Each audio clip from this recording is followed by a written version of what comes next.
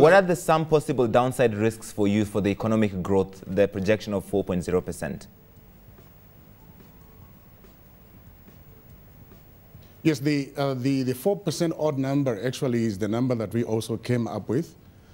And that is based on the non-diamond mining sector growth, mainly uranium, copper, manganese. The downside would probably be from the diamond mining sector. We expect an output of 1.3 million carats of diamond compared to last year when it was 1.4. Agriculture could also be a concern. Namibia's climate is quite erratic. Our hope also is pinned on the construction sector because of the construction of the Arandis coal station. That should support that sector. However, the construction sector does not have a big weighting on the GDP. So yeah, so all in all, I think in our opinion, the growth should come from the uranium sector. Despite the negative global attitude somehow towards uranium, I personally, and as a house, we remain convinced that everything said and done, the uranium sector, uranium in general as a product, as a source of energy, should again come into high demand because, you see, whereas a pound of uranium presently costs you 51 American dollars, the amount of energy that you get from a pound of uranium is equivalent to the amount of energy that you would get from 1,400 metric tons of coal, and a ton of coal costs $88. A metric ton of coal costs $88. All right. You would also get an equivalent amount of energy from 6,000 barrels of oil, and presently a barrel of oil costs about $90. So, yeah, so I think the demand for uranium, despite whatever happened at Fukushima and what happened at Chernobyl, the demand for uranium should come back because it's a unique and potential source of energy. You're bullish on uranium, but are you also bullish on the long-term investment view?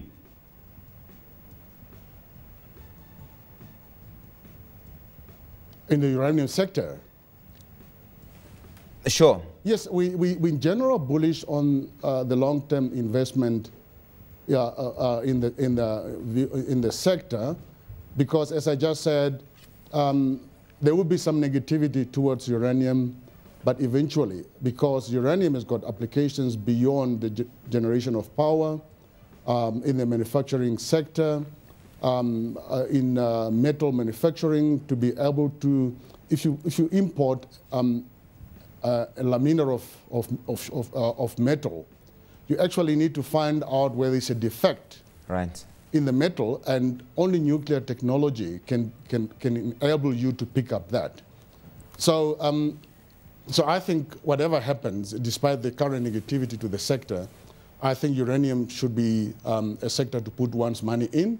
And especially in the Namibian uranium sector, we see a lot of interest from the Chinese, from the eastern countries. I think which is a huge positive for us. We have overly relied on our export to the Western countries. And most, as you know, Euroland is in trouble now. They have their own crisis. And I think it's a good idea that there has been increasing interest in the uranium sector from other export markets other than the Euroland. Let us talk about the possibility of industrial unrest. We're talking about NAMDEB, a possibility of industrial unrest there, but it is not restricted to that. Also, Namibia Beverages has reached a deadlock with its employees. How serious is the threat of industrial action?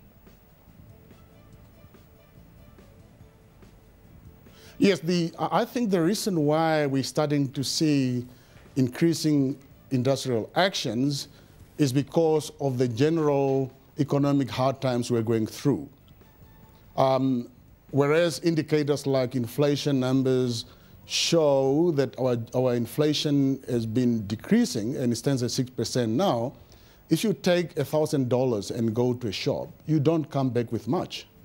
So I think people now are forced to actually demand for more in terms of salary increases, wage settlements, to be able to maintain the same type of life they had before.